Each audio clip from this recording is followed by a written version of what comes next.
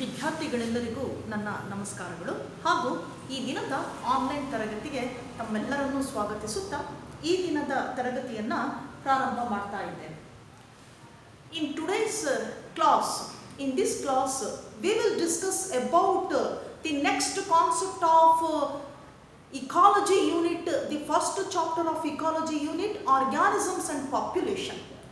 So in organism and population, now we will discuss about the next concept, population. ಇವತ್ತು ನಾವು ಈ ಕ್ಲಾಸಲ್ಲಿ ಈ ತರಗತಿಯಲ್ಲಿ ಪಾಪ್ಯುಲೇಷನ್ ಅನ್ನು ನಾವು ಸ್ಟಡಿ ಮಾಡ್ತಾ ಹೋಗೋಣ. In the previous class, we already discussed adaptation. So, adaptation means an organism will adapt in that particular habitat with adaptive nature. They have adaptive characters either morphologically, physiologically or behaviorally. That some examples are given for morphological, physiological and the behavioral type. So now we will discuss about the next one, that is population. Now what is population or definition for population? So population ಅಂದ್ರೆ ಏನು ಅನ್ನೋದನ್ನ ನಾವು ಮೊದಲು ಸಮರ್ಥಿಸಬೇಕಾಗಿದೆ. What is population? ನಾವು ನೋಡ್ತೇವೆ ಬೇರೆ ಬೇರೆ ಒಂದು ಜಿಯೋಗ್ರಫಿಕಲ್ ಏರಿಯಾದಲ್ಲಿ ಬೇರೆ ಬೇರೆ ಸ್ಪೀಶೀಸ್ನ ತನ್ನದೇ ಆದ ಪಾಪ್ಯುಲೇಷನನ್ನು ಹೊಂದಿರುವಂಥದ್ದು. So different group population groups we can seen in different habitats in a geographical area. ಒಂದು ಏರಿಯಾದಲ್ಲಿ ನಾವು ಕನ್ಸಿಡರ್ ಮಾಡಿದಾಗ, ಕ್ಯಾಲ್ಕುಲೇಟ್ ಮಾಡಿದಾಗ ಅಲ್ಲಿ ಬೇರೆ ಒಂದೇ ಗ್ರೂಪಿಗೆ ಸೇರಿರ್ತಕ್ಕಂತಹ ಸ್ಪೀಶೀಸ್ಗಳ ಒಂದು ಪಾಪ್ಯುಲೇಷನ್, ಅಂತಹ ಬೇರೆ ಬೇರೆ ಗುಂಪಿನ ಸ್ಪೀಶೀಸ್ ಏನಿದೆ ಅವುಗಳ ಪಾಪ್ಯುಲೇಷನ್ ಅನ್ನು ನಾವು ನೋಡ್ತಾ ಹೋಗ್ತೇವೆ. That is distribution of different species population in the same geographical area. So now what is meant by population? So definition for population. Population is defined as total number of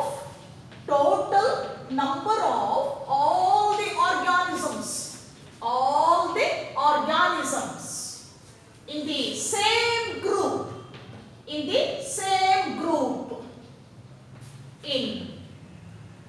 a geographical area.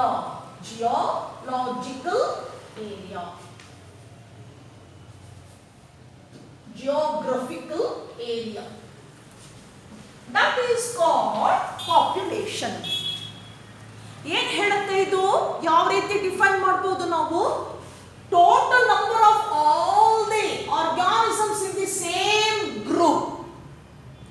ಒಂದೇ ಗುಂಪಿನಲ್ಲಿ ಬರ್ತಕ್ಕಂತಹ ಒಂದೇ ರೀತಿಯ ಸ್ಪೀಶೀಸ್ಗಳು ಏನಿದೆ, individual ಸ್ಪೀಶೀಸ್ಗಳು, ಆ ಗುಂಪಿನಲ್ಲಿ ಅವುಗಳ ಸಂಖ್ಯೆ ಏನಿದೆ ಆ ಗುಂಪಿನಲ್ಲಿ ಮತ್ತು ಅಲ್ಲಿರ್ತಕ್ಕಂತಹ ಒಂದು ಏರಿಯಾದಲ್ಲಿ, ಅದನ್ನು ನಾವು ಏನಂತ ಕನ್ಸಿಡರ್ ಮಾಡ್ತೇವೆ? ಪಾಪ್ಯುಲೇಷನ್ ಅಂತ ಕನ್ಸಿಡರ್ ಮಾಡ್ತೇವೆ. So the total number of all the organisms of the same group in a geographical area. ಒಂದೇ ಗ್ರೂಪ್ನಲ್ಲಿರ್ತಕ್ಕಂಥ ಎಲ್ಲ ಇಂಡಿವಿಜುವಲ್ಸ್ ಸಮೂಹವನ್ನು ನಾವು ಪಾಪ್ಯುಲೇಷನ್ ಅಂತ ಕರಿತೇವೆ. So we can see different species population well distributed in the same geographical area or different area.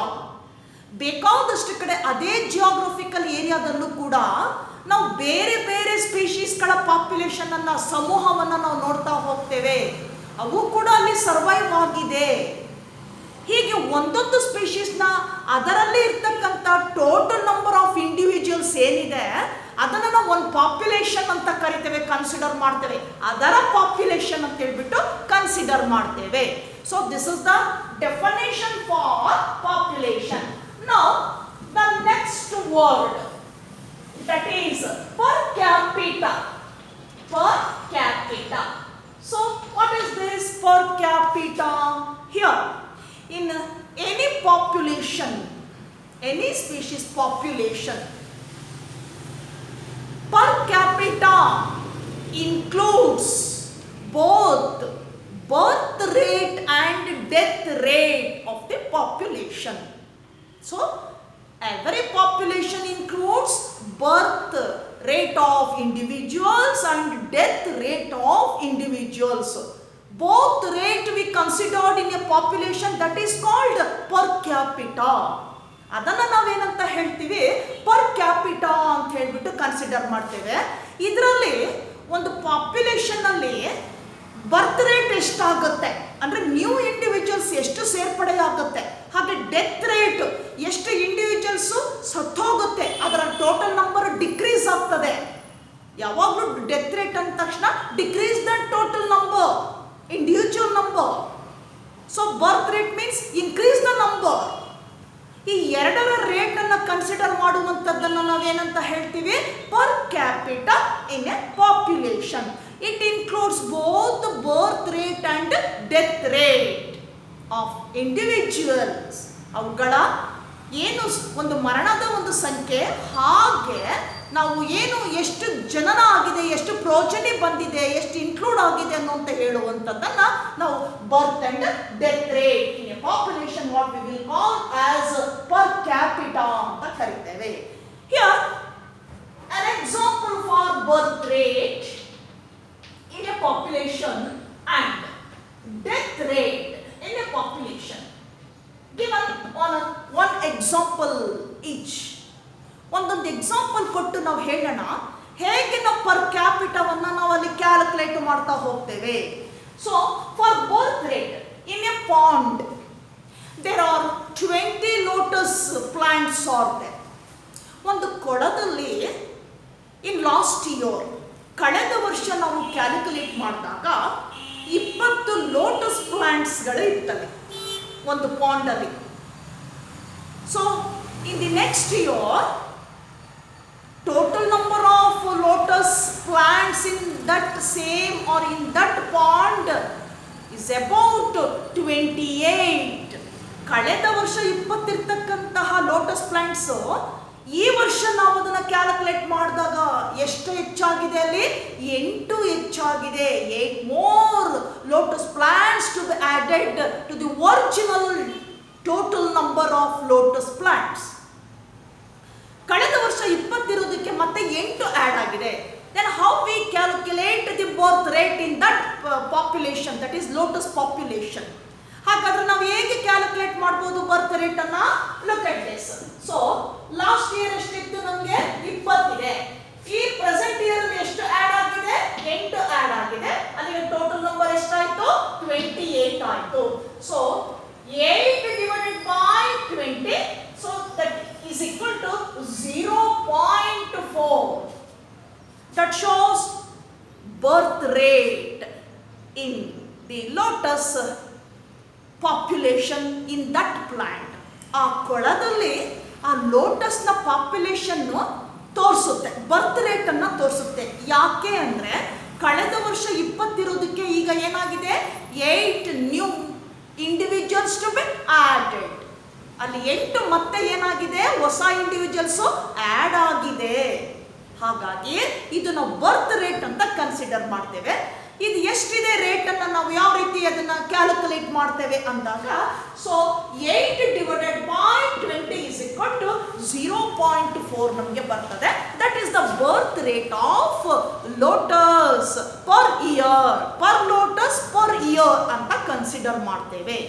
ಹಾಗೆಯೇ death ರೇಟ್ಗೂ ಕೂಡ ಒಂದು example ಅನ್ನ ಕೊಟ್ಟಿದ್ದಾರೆ. So in a culture medium there are 40 fruit flies are cultured in last week. ನಿಮಗೆ ಗೊತ್ತಿದೆ fruit fly ಅಂದರೆ that is ಡ್ರಾಸೋಫಿಲಾ ಮೆಲನೋಗ್ಯಾಸ್ಟರ್. The scientific name of fruit fly is ಡ್ರಾಸೋಫಿಲಾ ಮೆಲನೋಗ್ಯಾಸ್ಟರ್. ಏನು ನೀವು ಹಣ್ಣಿನ ಸಿಪ್ಪೆನ ಹಾಕಿದ್ರೆ ಅದ್ರ ಮೇಲೆ ಸಣ್ಣದಾಗಿರ್ತಕ್ಕಂಥ ಫ್ಲೈಸ್ ಹಾರಾಡುತ್ತಲ್ಲ, ಅದನ್ನೇ ನಾವು ಫ್ರೂಟ್ ಫ್ಲೈಸ್ ಅಂತ ಕರಿತೇವೆ. ಅದಕ್ಕೆ ಸೈಂಟಿಫಿಕ್ ನೇಮು ಡ್ರಾಸೋಫಿಲಾ ಮೆಲನೋಗ್ಯಾಸ್ಟರ್ ಅಂತ ಹೇಳ್ತೀವಿ. ಈಗ the life span of drosophila melanogaster or fruit fly is about 1 week. Very short life span, ತುಂಬ ಕಡಿಮೆ ಇರ್ತಕ್ಕಂಥ ಜೀವನ ಕಾಲಾವಧಿಯನ್ನು ಹೊಂದಿದೆ ಫ್ರೂಟ್ ಫ್ಲೈ. 1 ವೀಕ್ ಅಂತ ಹೇಳ್ತೇವೆ, 7 days. ಈಗ ಇಲ್ಲಿ ನಾವು ಡೆತ್ ರೇಟ್ಗೆ ಕ್ಯಾಲ್ಕುಲೇಟ್ ಮಾಡುವಾಗ ಏನು ಕಲ್ಚರ್ ಮೀಡಿಯಾದಲ್ಲಿ ನಾವು ಕಲ್ಚರ್ ಮಾಡ್ತೇವೆ ಫ್ರೂಟ್ ಫ್ಲೈಸ್ ಏನಿದೆ, ಈ ಫ್ರೂಟ್ ಫ್ಲೈಸ್ ಲಾಸ್ಟ್ ವೀಕಲ್ಲಿ ಎಷ್ಟಿತ್ತು ನಾವು ಕಲ್ಚರ್ ಮಾಡಿದಾಗ ಅಂದಾಗ, so 40 fruit flies are cultured in last week in that culture medium. ಆ ಮೀಡಿಯಾದಲ್ಲಿ ಇರ್ತಕ್ಕಂಥ total number of fruit flies. ನಾವು in this week 4 flies are died among 40. ಆ 40ರಲ್ಲಿ ಈ ವಾರ ಹೋದಾಗ ಪ್ರೆಸೆಂಟ್ ವೀಕಲ್ಲಿ ಕ್ಯಾಲ್ಕುಲೇಟ್ ಮಾಡಿದಾಗ 40ರಲ್ಲಿ 4 ಫ್ರೂಟ್ ಫ್ಲೈಸ್ ಏನಾಗಿದೆ, ಸತ್ತು ಹೋಗಿದೆ ಅಲ್ವಾ. Decrease the number, total number of the individuals in that population, fruit fly population. ಆ 40ರಲ್ಲಿ 4 ಮೈನಸ್ ಆಗ್ತದೆ. ಇವಾಗ ಟೋಟಲ್ ಎಷ್ಟಿತ್ತು, 40 ಇತ್ತು, ಮೈನಸ್ 4, ಅಲ್ಲಿಗೆ ಎಷ್ಟಾಯ್ತು ನಮಗೆ 36 ಇದೆ present total number of fruit flies in that culture medium. ಹಾಗಾದ್ರೆ how we calculate the death rate in that population? Now 4 divided by 40 is equal to 0.1.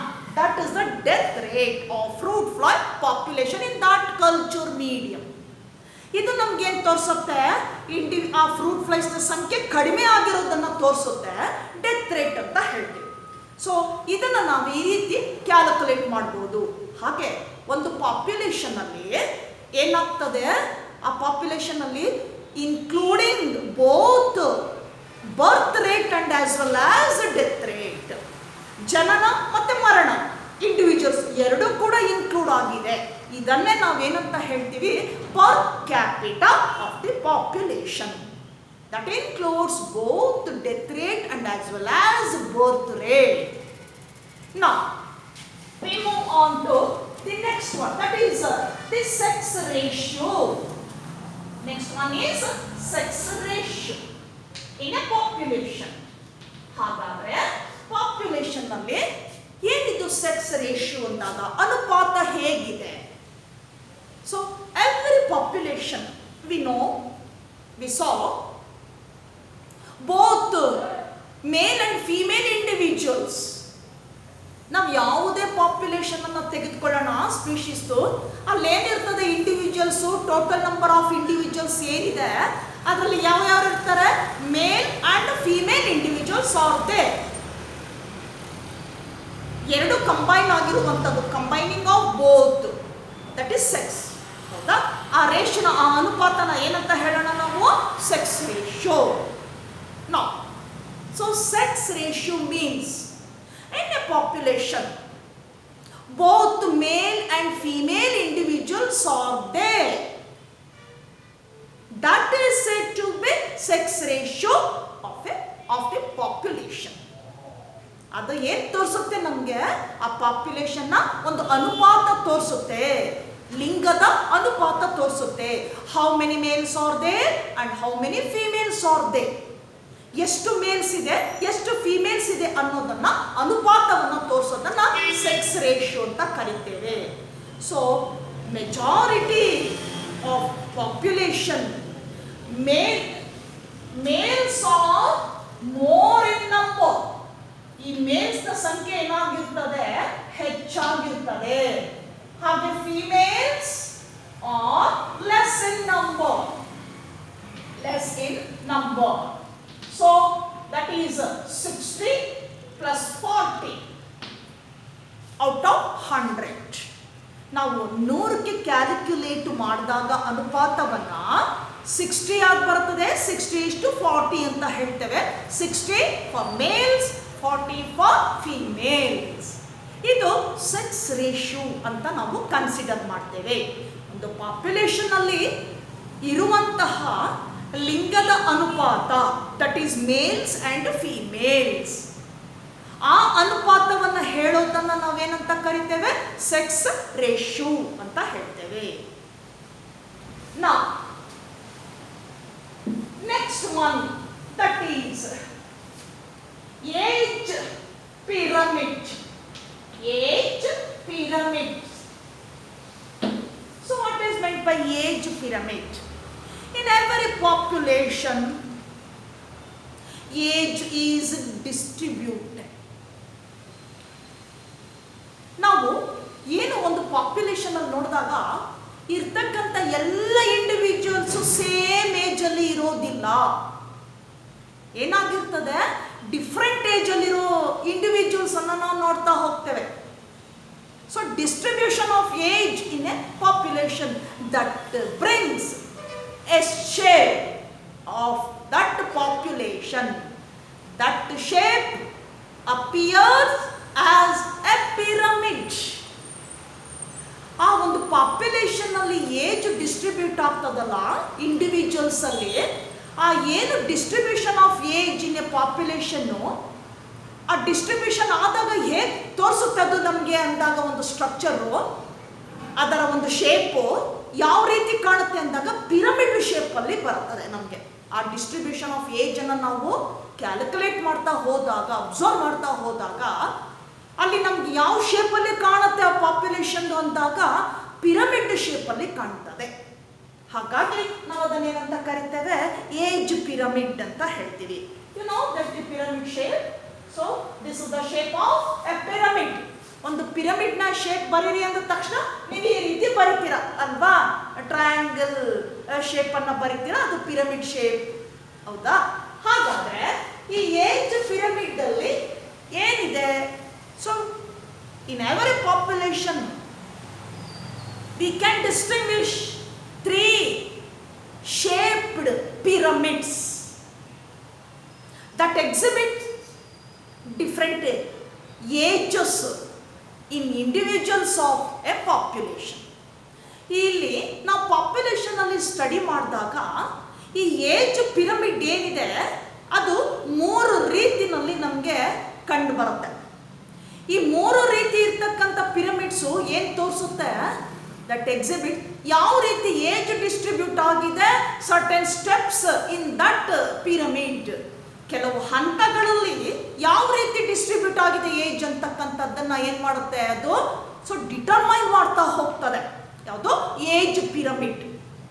Now what are those 3 distinct age pyramids? For example, in human, that is in man. ಈಗ ಮನುಷ್ಯನಲ್ಲೇ ತಗೊಳ್ಳೋಣ, ಏನು age pyramid ಅನ್ನ ಇಲ್ಲಿ ಯಾವ ರೀತಿ distribution ಆಗಿದೆ, ಯಾವ ರೀತಿಯಾಗಿರ್ತಕ್ಕಂಥ ಪಿರಮಿಡ್ ಶೇಪ್ ಅನ್ನ ಕೊಟ್ಟಿದೆ. ಇಲ್ಲಿ 3 ರೀತಿ ನಾವು ನೋಡ್ತಾ ಹೋಗ್ತೀವಿ ಪಿರಮಿಡ್ಸ್ ಅನ್ನ, ಏಜ್ ಪಿರಮಿಡ್ಸ್ ಅನ್ನ. The first one is that is expanding. First pyramid is that is expanding age pyramid, and then second one is stable, and third one is declining. ಹೀಗೆ 3 ರೀತಿ ಆ ಏಜ್ ಏನಾಗಿರ್ತದೆ ಇಂಡಿವಿಜುವಲ್ಸ್ ಅಲ್ಲಿ distribute ಆಗುವಾಗ, reproductive ಅಂತಕ್ಕಿಂತ ಮೊದಲು ಎಷ್ಟು individuals ಅಲ್ಲಿ ಯಾವ age ಇದೆ ಅಂದರೆ ಅವ್ರ ಸಂತಾನಾಭಿವೃದ್ಧಿ ಮಾಡೋದಕ್ಕಿಂತ ಮೊದಲು ಯಾವ ರೀತಿ ಇದೆ ಏಜು, ಹಾಗೆ ಸಂತಾನಾಭಿವೃದ್ಧಿಯ ಸಮಯದಲ್ಲಿ ರಿಪ್ರೊಡಕ್ಟಿವ್ ಸ್ಟೇಜಲ್ಲಿ ಯಾವ ಥರ ಏಜ್ ಡಿಸ್ಟ್ರಿಬ್ಯೂಟ್ ಆಗ್ತದೆ, then after reproductive stage that is post reproductive ಸ್ಟೇಜಲ್ಲಿ ಯಾವ ರೀತಿ ಏಜ್ ಡಿಸ್ಟ್ರಿಬ್ಯೂಟ್ ಆಗ್ತದೆ. ಹೀಗೆ 3 ಸ್ಟೆಪ್ಸಲ್ಲಿ ಆ ಪಿರಮಿಡಲ್ಲಿ ನಾವು ಅದನ್ನು ಡಿಟರ್ಮೈನ್ ಮಾಡ್ತಾ ಹೋಗ್ತೇವೆ. ಈ ಥರ ಡಿಟರ್ಮೈನ್ ಮಾಡಿದಾಗ ನಮಗೆ 3 ರೀತಿಯಾಗಿರ್ತಕ್ಕಂತಹ ಪಿರಮಿಡ್ಸ್ಗಳು ಬರ್ತವೆ. ಸೊ ಒನ್ ಈಸ್ ಎಕ್ಸ್ಪ್ಯಾಂಡಿಂಗ್ ಅಂತ ಕರಿತೇವೆ. Look at this diagram. ನೋಡೋಣ ಎಕ್ಸ್ಪ್ಯಾಂಡಿಂಗ್ ಅಲ್ಲಿ ಯಾವ ರೀತಿ ಇದೆ ಅನ್ನುವಂಥದ್ದನ್ನ.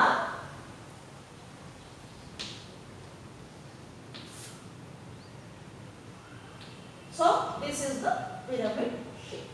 Now age distributed at a certain stages. ಹೌದಾ? ಈ ರೀತಿ ಬರ್ತಾ ಹೋಗ್ತದೆ. ಈಗ ತೋರಿಸ್ತಾ ಹೋಗ್ತೀನಿ ನೋಡಿ.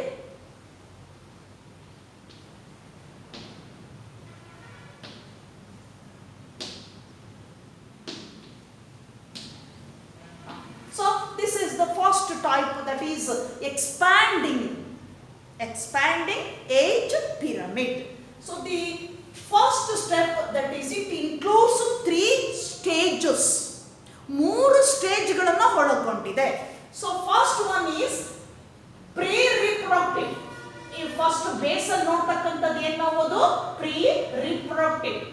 reproductive. Then middle, ಮಧ್ಯದಲ್ಲಿ ಬರ್ತಕ್ಕಂಥದ್ದು ಏನು ನಾವು reproductive stage. And last top ಅಲ್ಲಿ ಬರ್ತಕ್ಕಂಥದ್ದನ್ನ post reproductive stage. ಹೀಗೆ each pyramid has 3 different steps or stages. They are reproductive, pre-reproductive, reproductive and post-reproductive stages in a pyramid. So look at this diagram. This is the pre-reproductive stage in expanding pyramid. Expanding pyramid alli, expanding andre that shows growing. ಬೆಳೆಯುವಂತ ಹಂತದಲ್ಲಿ population increase ಆಗ್ತಾ ಇದೆ, total number of individuals ಏನಾಗ್ತಾ ಇದೆ, increase ಆಗ್ತಾ ಇದೆ. That shows birth rate ಅನ್ನು ತೋರಿಸ್ತಾ ಹೋಗ್ತಿದೆ. ಎಕ್ಸ್ಪ್ಯಾಂಡಿಂಗ್ ಅಂತ ಹೇಳ್ತೀವಿ, ವಿಸ್ತಾರವಾಗ್ತಾ ಇದೆ. ಇಲ್ಲಿ ಆ ಡಯಾಗ್ರಾಮ್ಯಾಟಿಕ್ ವ್ಯೂ ಅನ್ನು ತಗೊಂಡಾಗ, ಆ ಶೇಪ್ ಅನ್ನು ತಗೊಂಡಾಗ ಪಿರಮಿಡ್ ಅಲ್ಲಿ ಯಾವ ತರ ಕಾಣುತ್ತೆ, ಕೆಳಗಡೆ ನೋಡಿ ಪ್ರೀ ರಿಪ್ರೊಡಕ್ಟಿವ್ ಅಲ್ಲಿ ಅಂತ ಏನು ಡಿಫ್ರೆನ್ಸ್ ನಾವು ನೋಡೋದಿಲ್ಲ.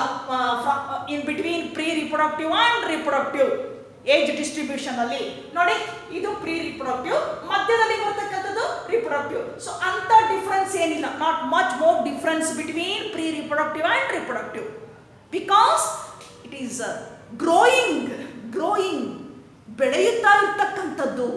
Then the top one post reproductive, ಅಲ್ಲೇನಾಗಿದೆ, ಗ್ರಾಜುವಲ್ ಆಗಿ ಇನ್ಕ್ರೀಸ್ ಆಗ್ತಾ ಹೋಗ್ತಾ ಇದೆ ಆ individual numbers in that population.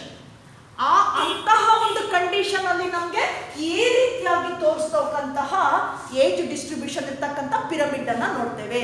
ಅಲ್ಲಿ ಬರ್ತ್ ರೇಟ್ ಜಾಸ್ತಿ ಇದೆ compared to death rate in that population. ಅಲ್ಲಿ increase the numbers of individual ಅಂದಾಗ, ಏನ್ ತೋರಿಸುತ್ತದೋ ಬರ್ತ್ ರೇಟ್ ಅನ್ನ ತೋರಿಸುತ್ತೆ. ಹಾಗಾಗಿ ನೋಡಿ, ಇಲ್ಲಿ ಅಂತ ಡಿಫರೆನ್ಸ್ ನಾವು ನೋಡೋದಿಲ್ಲ. ಈ ಎಲ್ಲ ಸ್ಟೆಪ್ಸ್ ಅಲ್ಲೂ ಕೂಡ ಪ್ರೀ ರಿಪ್ರೊಡಕ್ಟಿವ್ ಇರಬಹುದು, ರಿಪ್ರೊಡಕ್ಟಿವ್ ಇರಬಹುದು, ಪೋಸ್ಟ್ ರಿಪ್ರೊಡಕ್ಟಿವ್ ಇರಬಹುದು.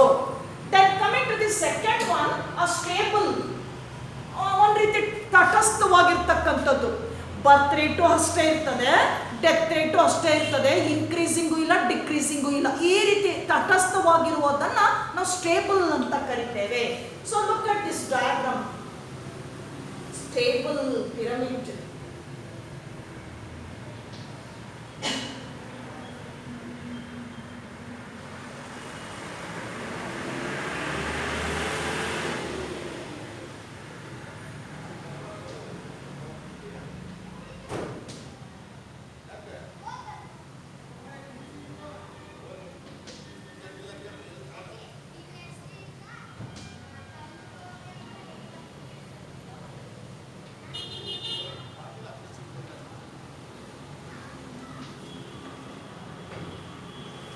This is a stable. ಇಲ್ಲೇನಾಗಿದೆ, pre reproductive, reproductive and post reproductive. ನೋಡಿ, ಮೋರ್ ಆರ್ ಲೆಸ್ ಈಕ್ವಲ್, ಹೆಚ್ಚು ಕಡಿಮೆ ಒಂದೇ ರೀತಿ ಇದೆ, ಅಂತ ಡಿಫ್ರೆನ್ಸ್ ಇಲ್ವೇ ಇಲ್ಲ. ಇದನ್ನು ನಾವು ಸ್ಟೇಬಲ್ ಅಂತ ಕರಿತೇವೆ. So this is stable. Then last one declining, ಇಳಿಮುಖ ಆಗ್ತಕ್ಕಂಥದ್ದು. ಹೇಗಿದೆ, ಯಾವ ಫೇಸ್ ಅಲ್ಲಿ ಇಳಿಮುಖ ಆಗ್ತದೆ, ಡೆತ್ ರೇಟ್ ಕಾಣಿಸ್ಕೊಳ್ತದೆ, ಎಲ್ಲಿ ಕಡಿಮೆ ಆಗ್ತದೆ ಅನ್ನೋದನ್ನ ನಾವಿಲ್ಲಿ ರೆಪ್ರೆಸೆಂಟ್ ಮಾಡ್ತಾ ಹೋಗೋಣ. So diagrammatic view that shows the declining pyramid.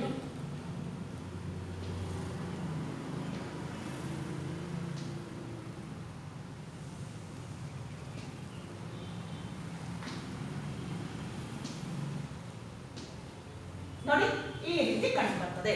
Now in that pyramid, the initial stage, that is pre-reproductive stage, so more number of individuals are there. Then coming to the second, that is reproductive. So here some individuals to be added by birth. So birth rate ಇಂದ ಏನಾಗಿದೆ, ಕೆಲವು individuals add ಆಗ್ತದೆ reproductive stage ಅಲ್ಲಿ, ಸ್ವಲ್ಪ expand ಆಗಿದೆ. Then coming to the last one, post reproductive stage, ಅಲ್ಲೇನಾಗಿದೆ, declining, ಇಳಿಮುಖ ಆಗ್ತಾ ಬಂದಿದೆ.